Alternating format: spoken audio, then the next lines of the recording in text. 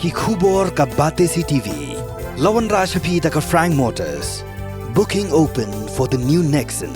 Visit Frank Motors or call 7045207973.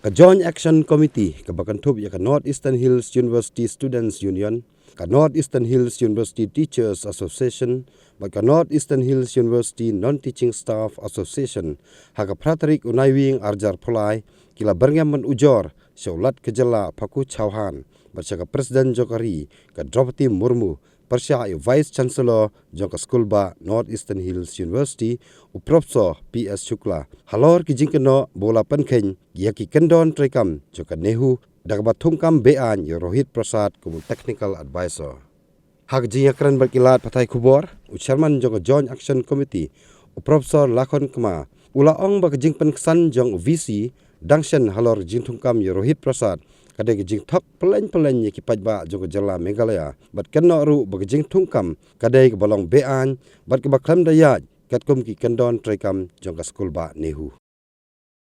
We are here actually to refute each and every what I would say allegations or the blame that he has put to the members of Nehuta, the JAG members. And indeed, we find his conference, the press conference that he has held on the 4th of November, very childish with serious lack of maturity and full of lies. And that's why we are here. We are on our firm stand that he has violated what we know as the UGC model cadre recruitment rule, the model CRR. He started by saying that Rohit was appointed by following due procedure. I think that was a blatant lie. Indeed, if you look at, and I'll show you the documents, and we have copies that will be distributing among the press fraternity. Mr. Rohit was appointed against the UGC, the model cadre recruitment rule, in violation which is meant for all non-teaching staff of Central University, and which of course was already adopted by Nehu in its 185th meeting, which was held on 11/10/2022, and he has also violated serious guidelines of the rules of Nehu and UGC guidelines. Now, why I say so? You know, if you remember, he said clause 6B of CRR. This is the CRR document that we have. Now, if you go to, it is the model cadre recruitment rule for non-teaching post of Central Universities, and it starts with the post of registrar. It goes on and on and on, and it comes last. In between, it also have a post called technical officer, which is the center of all the controversy. I will come back to it. And of course, it ends with the driver, which is basically, or rather, the hostel attendant, which is the lowest. Now, what he has done, very selectively, he has quoted the clause number 6B, which says the appointing authority is Vice Chancellor for the post of permanent appointment to Group B and also temporary appointment to Group A and Group B. That's perfectly fine. What he has misled is, after the clause number 6 comes the clause number 7, which speaks about the method of recruitment. Then it comes the clause number 8, which is the authorized sanctioned strength of the post under various cadre. Then comes clause number 9, which is basically the maintenance of the cadre post. Then comes 10th, then comes the 11th. And this is where we are trying to say that he has seriously violated. And this clause 11 says, it says the vacant post of permanent nature, comma, post approved under specific scheme of permanent nature, comma, the post of temporary nature likely to be continued, tenure/deputation post, etc., shall be advertised at an appropriate time, giving at least one insertion in any of the national dailies and one insertion in the university website, which he has not done. And he very conveniently misled the public of Meghalaya to say that he has followed the model CRR, and he very conveniently avoided this portion. Further, it says the candidate may be filled up may fill up the prescribed application form along with the details of qualification, experience and other requirements as per procedure to be prescribed by the university, and submit the application duly completed in all respect along with the prescribed application fee, if any, within the stipulated time.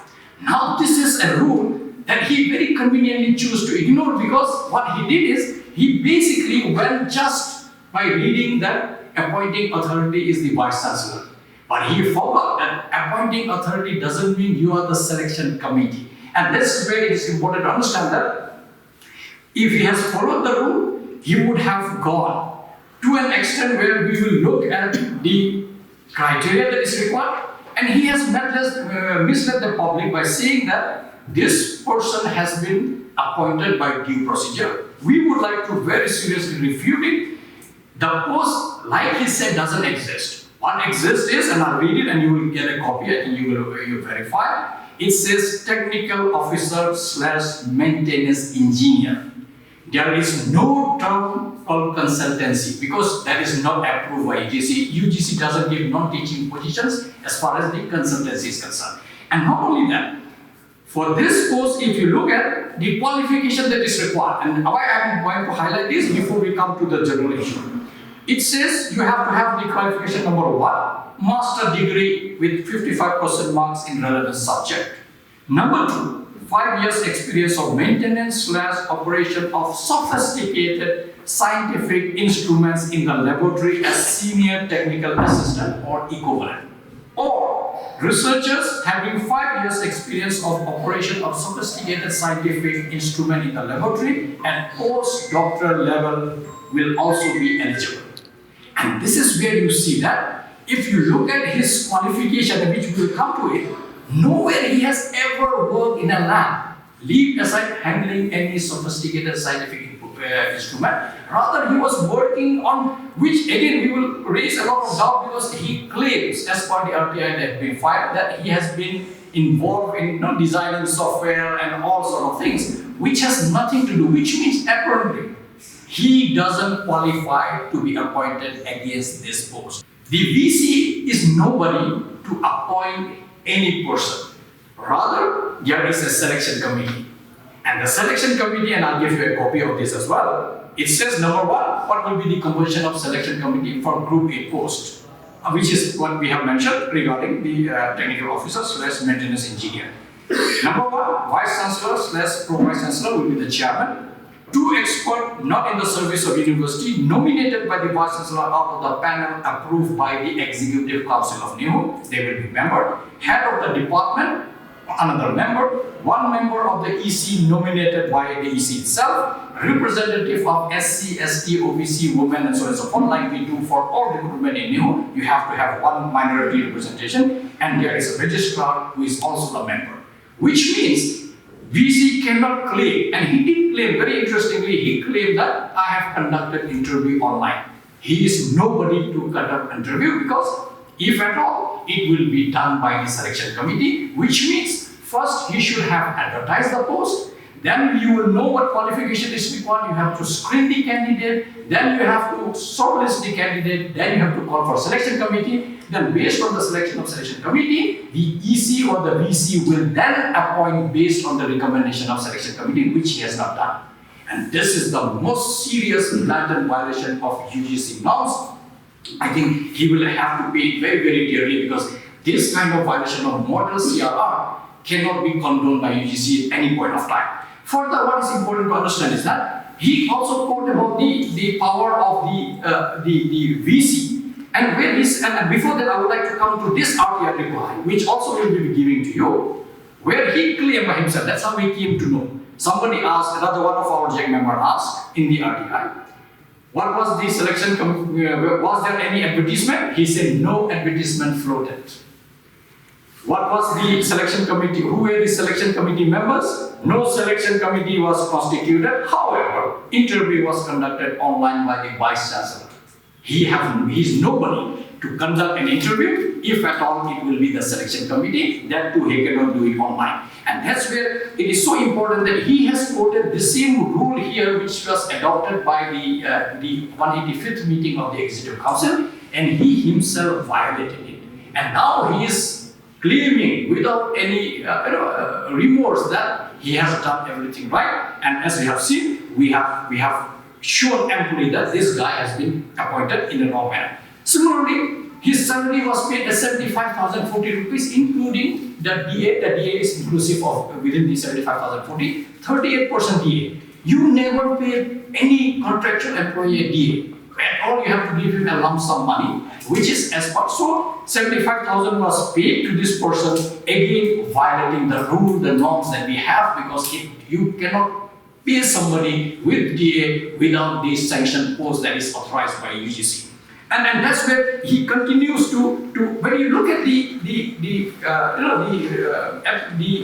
qualification of this guy, and you will be surprised. I mean, you will have a look at it.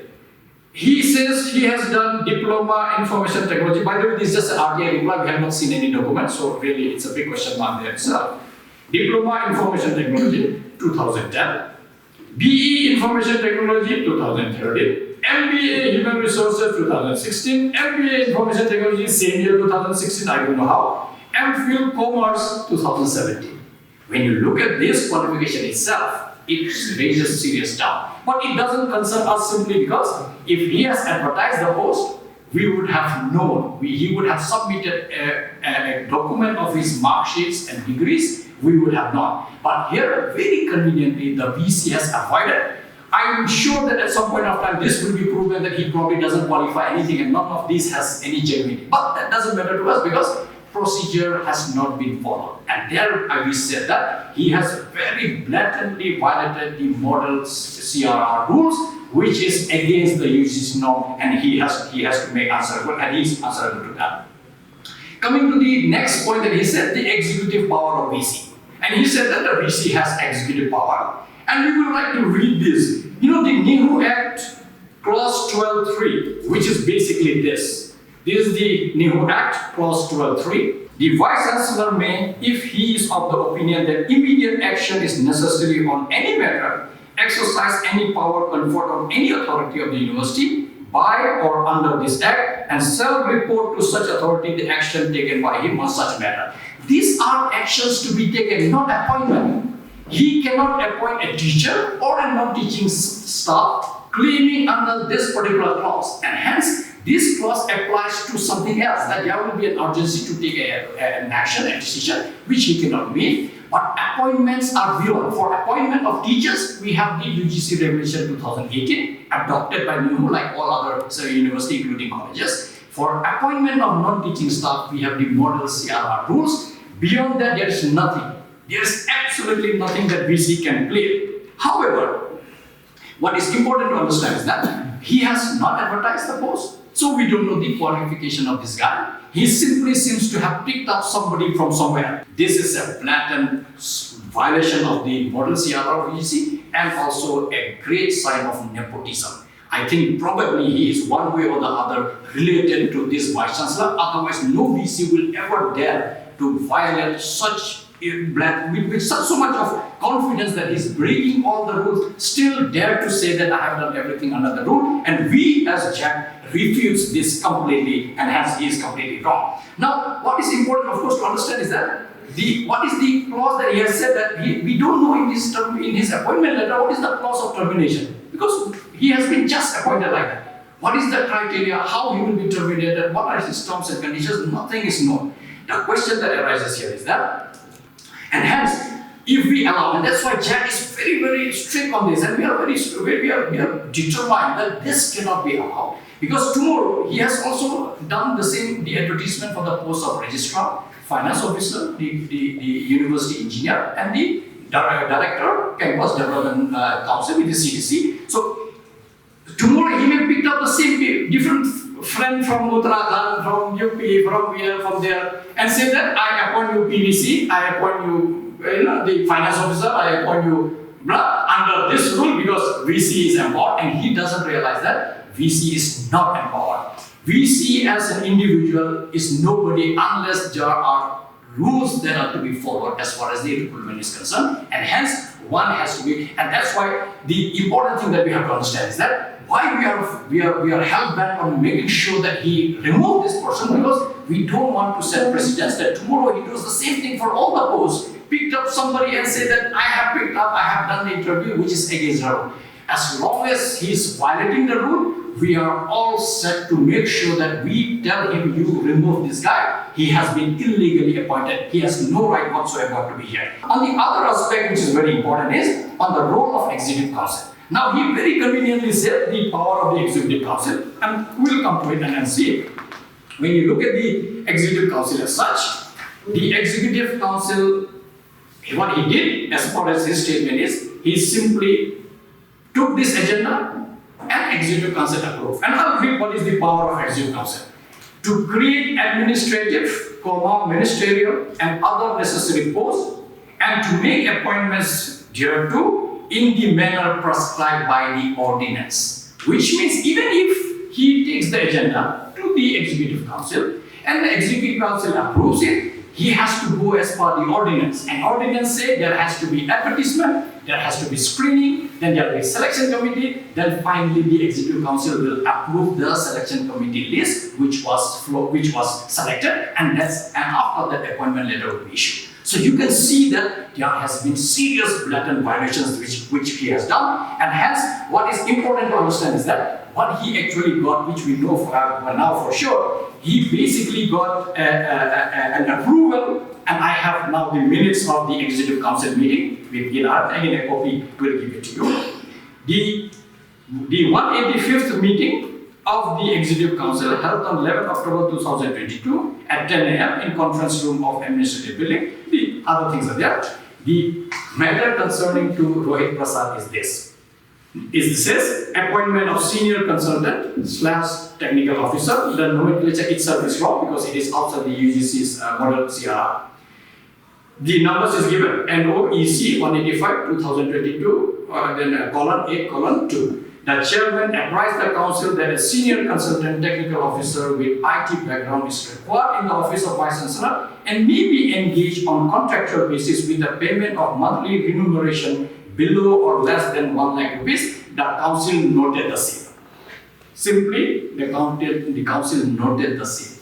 It didn't say that the council approved it. Now, let's believe that the council approved it. Even if council has approved it, it was important for VC, any VC of any university being the head of the institute should know the role of UGC. Let's presume that, because it says the council noted the same. VC said, I need somebody, they noted. They didn't say we approve. Let's presume that yes, they have approved, although it doesn't.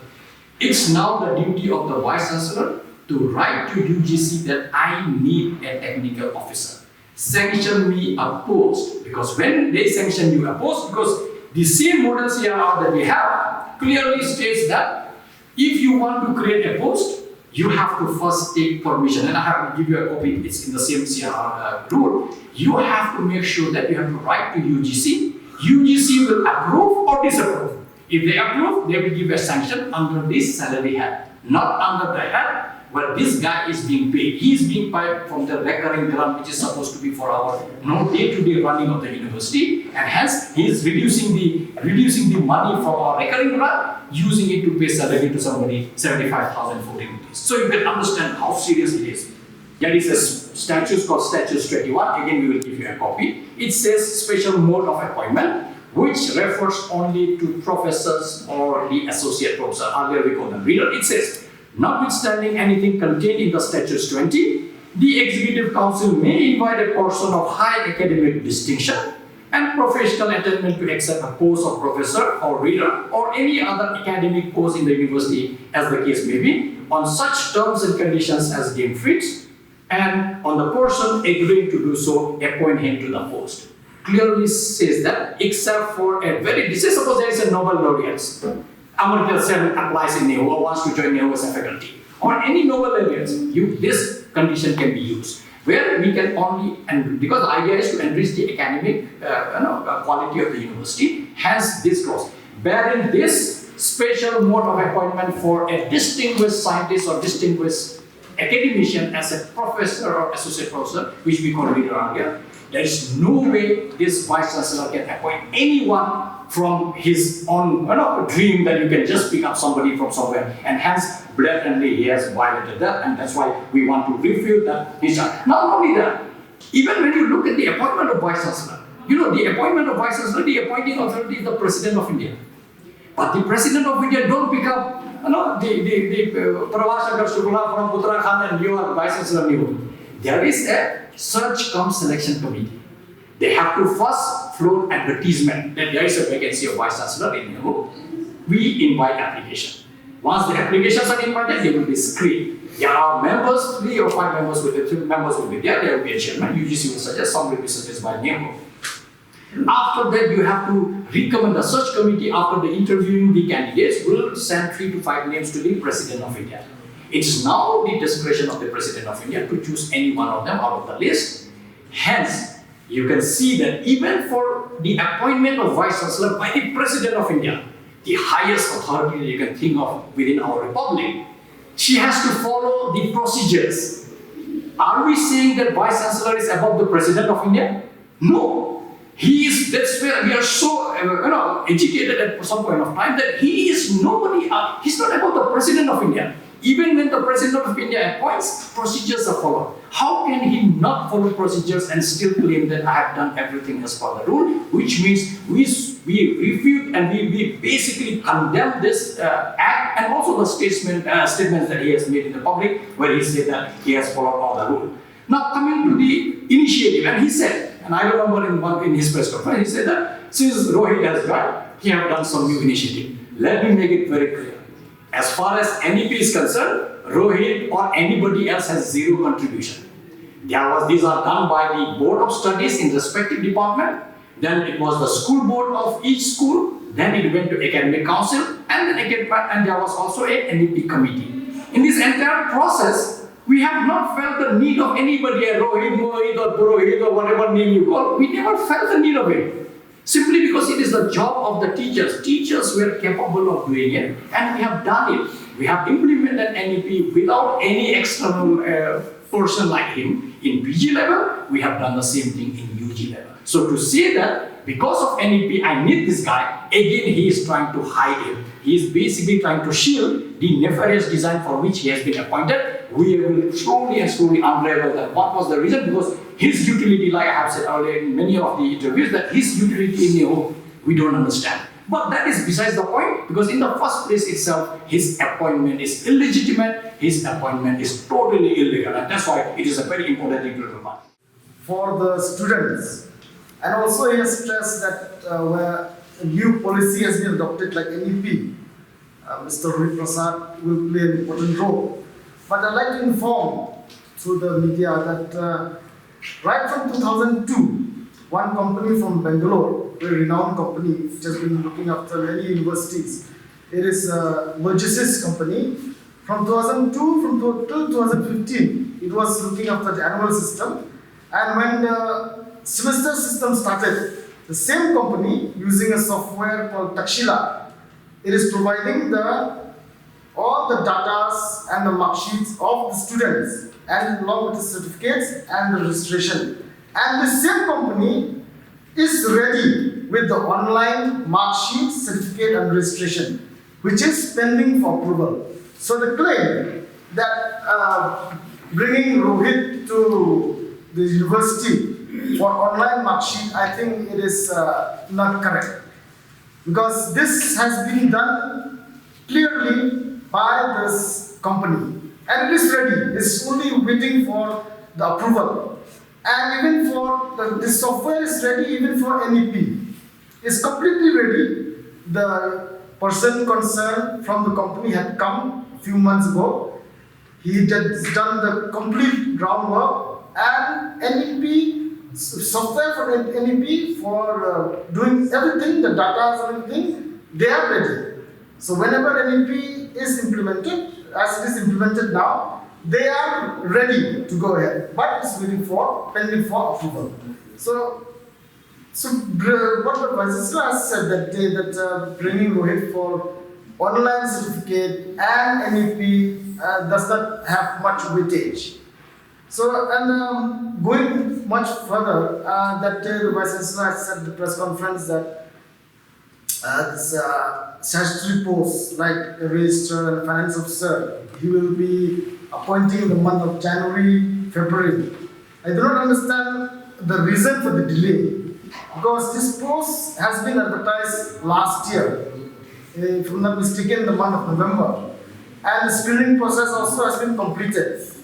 We have asked him and demanded time and again that any university requires a person from administrative background to hold the post of registrar, financial background to hold the post of the finance officer, and for the post of this university engineer, we need an engineering background.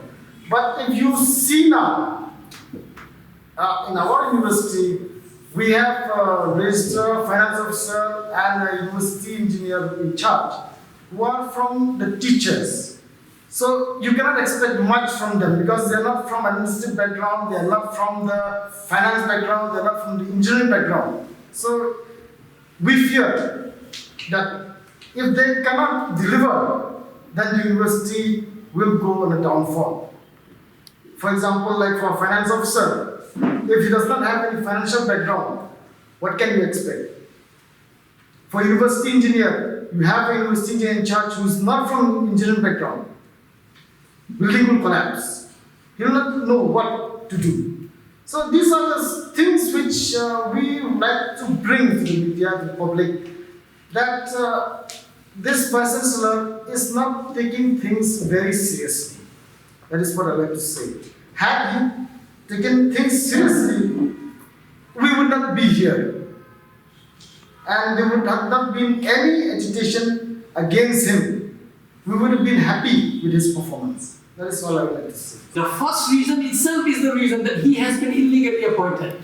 And that's why we said, we are least bothered about what quality he has. We are least bothered about what qualification he has. We are simply saying that you have not appointed somebody by following due process. That is more than enough a reason for you to remove, and hence a person who was illegally appointed, there cannot be any justification from VC side that I need a reason to remove him. I think he can remove him immediately because we are questioning his appointment itself. We need not have any other reasons for him to remove, and precisely, I remember he said that I don't want to do any illegal action that Nehu or Jack is telling me to do. On the contrary, we are telling you not to do this illegal action. Stop it right here, remove him immediately. At least you will save a little bit of the respect that you have as a Vice Chancellor. But I think he is still adamant because he doesn't seem to understand what is happening. Now, why I am saying this? If you go by the same statute that we did Nehu Act, here he can now use his power. The same that I have read, the statutes, the 12.3, it says, the Vice Chancellor may, in his opinion, immediate action is necessary on this matter. This is where now he can use his rule. That this is reports immediate action, remove him, report to a executive council that I have removed this guy because his appointment was totally illegal. I have not followed the model CRR of UGC. I have violated UGC norms. I have violated Nehu Act, statute, ordinance, rules and regulation. Hence, now this is my reason to remove him. But he is hand in glove with this guy. He is not ready to accept that he has done a mistake, and that's why he's trying to still shield him, but he has no other way to escape now, because now it is implicated, and through media, we want to make sure that each and every concerned citizen of this beautiful state of ours should know what kind of illegality he is doing, to an extent that he dares to violate UGC, which is very, very strict. UGC takes it very, very seriously that any of his criteria that is important, you will be at any point of time, you will be taken to task. And I'm sure at some point of time, he will be taken to task. And that's why, and he also said in his press conference that, how can we immediately terminate him? Now he has forgotten and he misled the public. Way back in March 27, 2023, Nehu EC met him and said, how did you appoint this guy? He said, no, I have the power. We said, no. You don't have any power under our Nehu Act, statutes, ordinance, rules and regulations, nor you have power under the UGC model CRR. He said, no, we have the power. I said, no, nothing doing as far. And he said, no, I will face the music.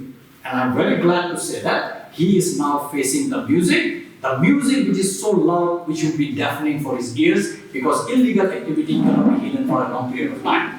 After that, what we did is, which is very, very important to understand, we met this VC many a time from Nehu. Then finally, Nehu also wrote at some point of time during the March of September, October, September. And then when we formed the JAC, we gave him a deadline.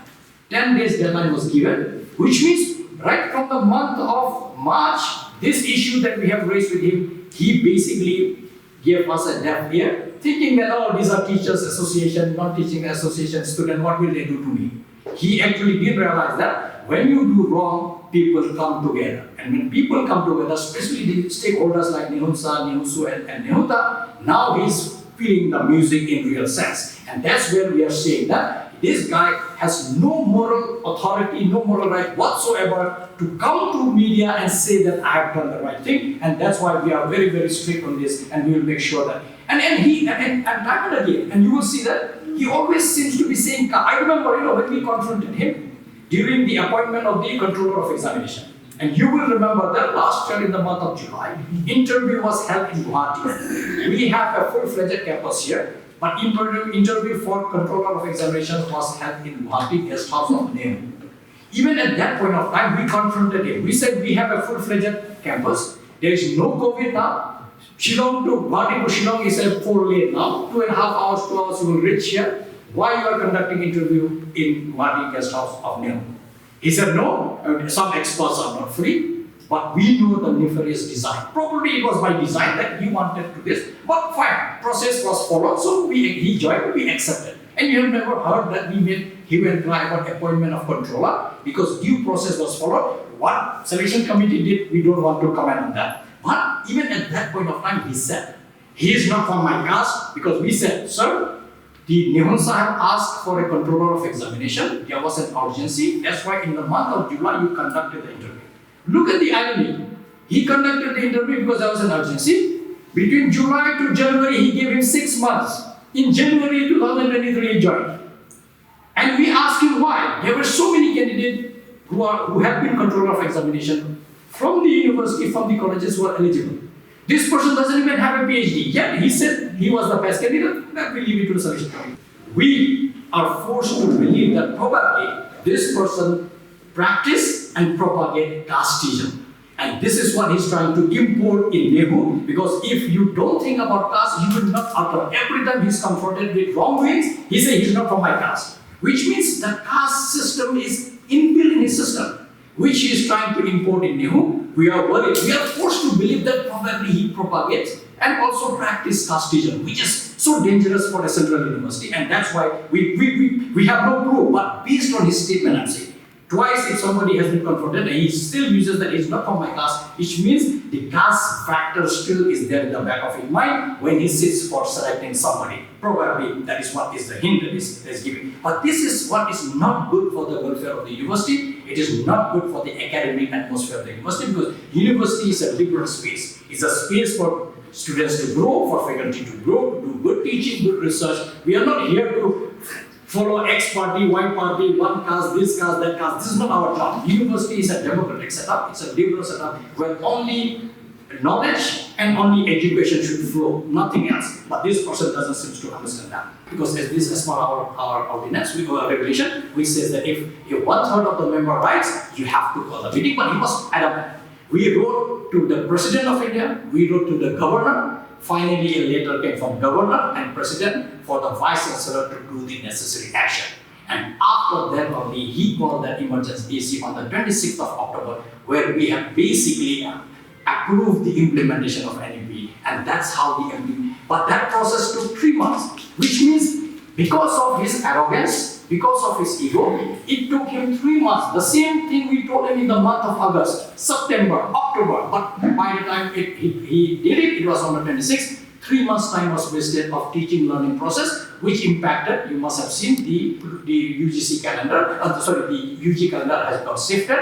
Now their class, ideally their exam was supposed to be held in the month of November. Now it will go, let's say, in April. But that is because of his lack of understanding of how Nehu rule should work, how does academic council work, how does all other statutory body work. to us, and that's why it's important. Now, we will also like to, and he said that no, the Teachers Association or JAC don't respect Nehu acts and so on. On the contrary, we like to refute that he as a Vice Chancellor basically have completely forgotten the duty of a Vice Chancellor, that you are supposed to follow the Nehu acts, statutes, the ordinances, regulations and the rule. And he is the one who have actually not followed these. The result of which is that we saw he didn't follow the Academic Council, the requisition that we have done as per the regulation, and he delayed the process for 3 months. Indeed, it is him sitting in the chair. And I'll read one important, from the Nehu Act. And it says the powers and duties of Vice Chancellor. And why it is so important for media people and the general public to know. It says, after the first point, the second point says, it shall be the duty of the Vice Chancellor to see that this Act, these statutes, the ordinances and the regulations are duly observed. And he shall have all powers necessary to ensure such observance. Here you have a scenario. VC who is supposed to be the custodian of Nehu rules, he himself is violating it. Now this is one of such scenario that we have never come across. We have never seen a Vice Chancellor blatantly violating Nehu Act, statutes, ordinance, rules and regulations, and also the UGC regulations that you have. And there are serious charges, both in terms of the UGC regulation 2018 related to appointment of teachers, as well as the model CRR for the non-teaching staff. And that's where it is important for us to make aware to the public that this person who is sitting in the chair has this habit of telling lies. He is very almost like I would say, a kind of habitual liar who distorts the information, gives half-baked information, and try to mislead the public. And of course, in the university now he is fully exposed. Of course, the other important aspect that he was mentioning in his press conference also, that he wants to rename the university. Indeed, he is doing exactly the opposite. He is taking the university to the drain. And hence, when he is taking us to the drain, it's our duty as JAC, as member of statutory, the same statute that defines the power and function of VC, the same statute also says there will be associations of non-teaching staff, teachers and students. And when we formed the JAC, we came with this very idea to make sure that this process of redeeming our university from his all illegal activities are done, so that we take back our university to normal course of functioning. Because if we allow him to function without rules and regulations, he will 100% sure that he's going to take us to the drain. And once we are in the drain, it will be impossible for the Nehu to rise up. And that's why we are taking it very seriously, that it cannot be allowed. And he also said, somewhere I saw in one of the press maybe, that he said this post of Rohit is coterminous. I mean, this is such a blatant lie that you can think of for a university. Again, I'll give you the rule, and this is the rule of UGC. Only, and it writes, the Pro Vice Chancellor shall hold office for a period which is coterminous with that of the Vice Chancellor. Except the post of pre-PVC, there is no post in the university under the Nehu Act, statutes, ordinances or UGC rule which is coterminous. But he dares to tell lie to the public that this will be coterminous with me. Under which rule? There is no rule to back up all his statement, because these are distortion of the fact, and hence we have to be very careful. And that's why the statutes 3.2 is very important. I think about Rohit Prasad, I think sir will give all the information regarding the illegal appointment of Rohit Prasad. For now, I will just stick for the student issue only. So, as you can see that the Nehu have had many protests in the last few months, because the VC, Nehu VC, didn't take the student issue very seriously. So we had some of the issue that very concern the student, that we have fight, we have provide the letters, we have having a protest, but till date the VC hasn't done anything about it. Example, like the marking system. We have had the protest about the marking system. The VC have constituted a committee, but it is not the student is not taking decision. It's not in favor of the students. The decision that has been taken by the committee is not in favor of the students. So we have talked with VC that he should constitute another committee, and this time it will be we as the office bearer from the Nehu, we should also be included in that committee. But till here, there is no word from him that he has constituted that committee. So we can see that this VC is not taking things seriously when it comes to student issue. And also, he talked about installing this 5G Wi-Fi, 5G Wi-Fi. But till now, the existing Wi-Fi is not better for the student to use in most of the hostels. We have fought for that. We have protest for that. But as I have said that he didn't take it seriously. So I think our VC is not right for this seat. And also one of the most important thing that really concern the student is this EBA, this educational backward areas.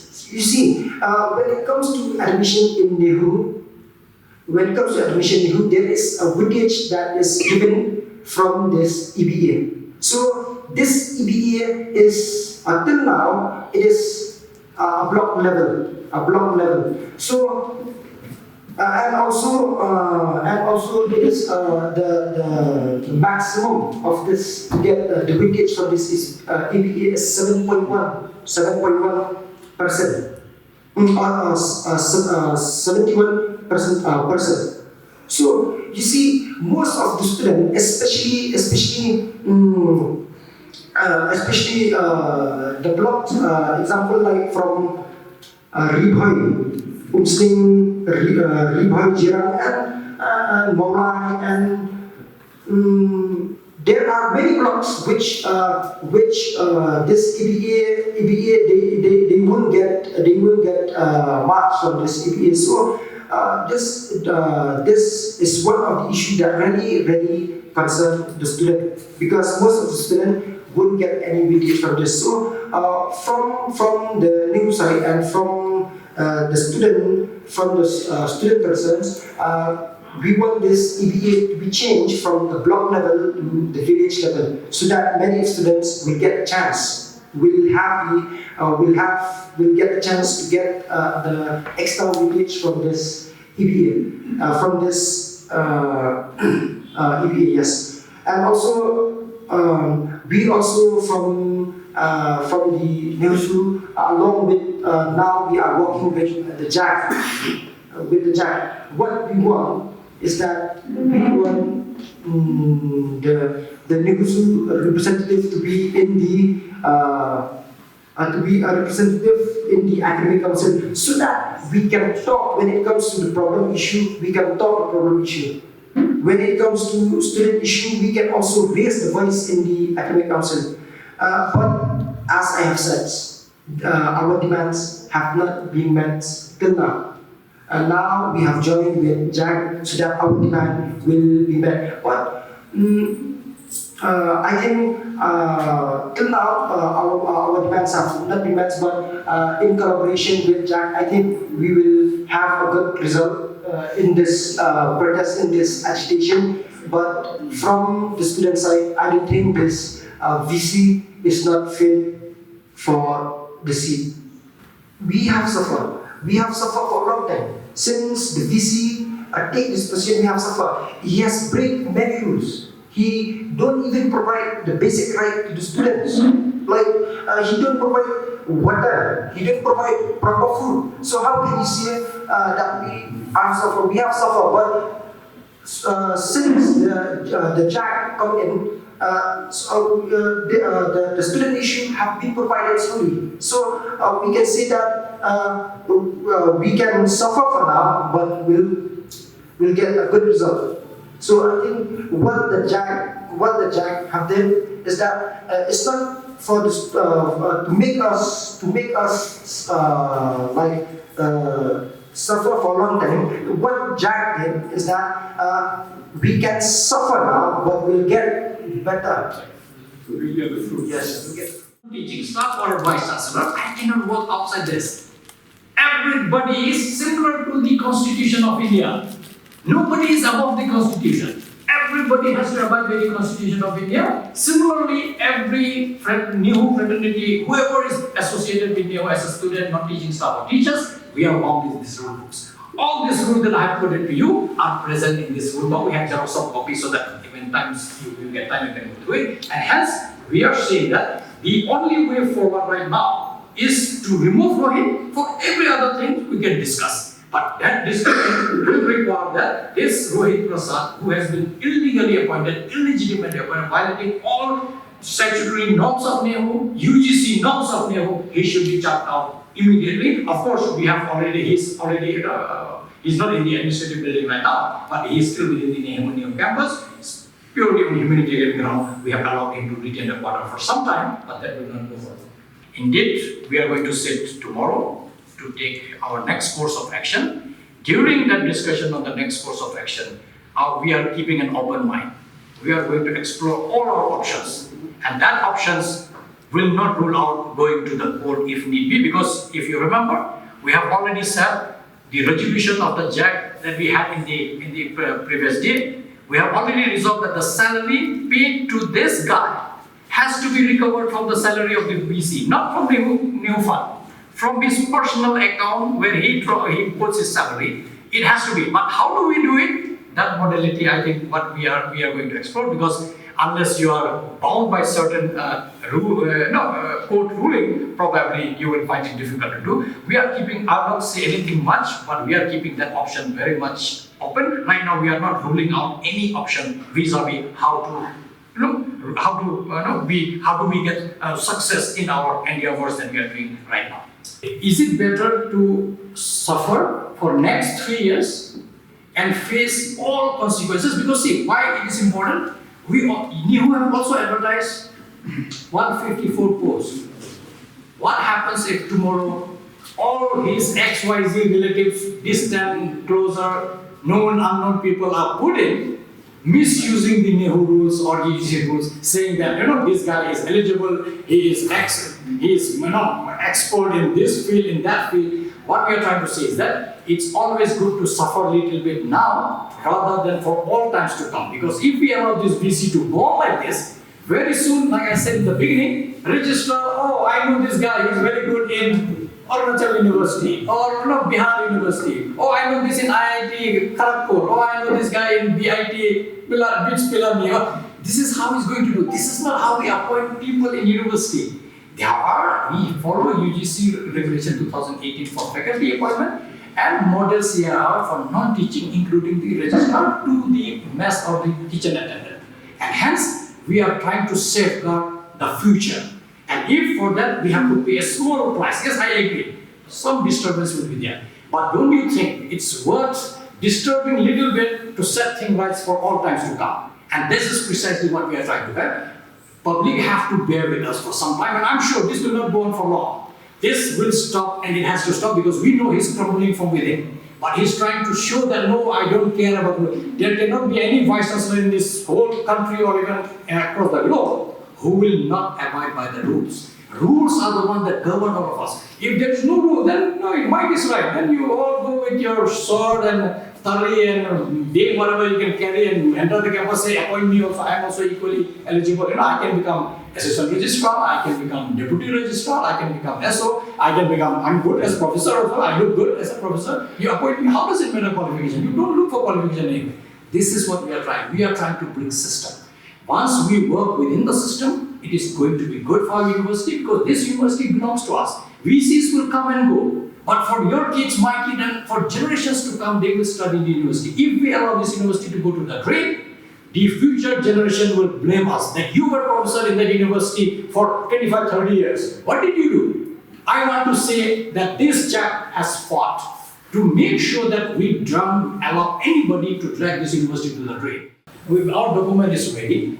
We wanted to have this clarification because we don't want there should be no doubt whatsoever in the mind of Nehu fraternity or the public of Meghalaya that this guy whom we are blaming actually is the one who has done it. It's not that we have framed it. This is based by all papers that we have in our hand. And by now I think it's amply clear. He knows, in the core of his heart, he knows he has done wrong. But because of his arrogance, because of his lack of sensitivity, he is actually not admitting it. But I'm sure with Jack, escalating their agitation as time goes by, very soon he has to succumb. There's no way that how long you will fight at things, how can you defend indefensible things? Tell me for a long time. You can't. We would not have fought for long if we knew that we were wrong. How long you will fight for a wrong cause? Tell me. You cannot. You will be moving the governor and the president. Yes, we are. What are the issues that you will be taking? Yeah, indeed, the first issue is of course this Rohit's appointment and blatant violation of Nehu Act, statute, ordinance, regulations and rule, and also UGC model CRR rules. These two are the fundamental rule that governs appointment in Central University. No VC, I'm saying, no VC, no matter from which part of the country he comes, he cannot dare to violate. He has dared, he is facing consequences. He will face serious consequences, I'm telling you, in all times to come. And we as Jack, we will be relentless. We will be fighting it day on and day on till he removes this guy, and then we can have a dialogue.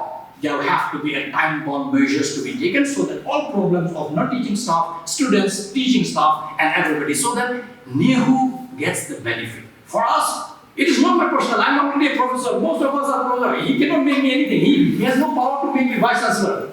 Let it be very clear. So we are not. This is not our personal game. This we are fighting to protect the interests of our university for our people, so that for generations to come, this remains as a good university.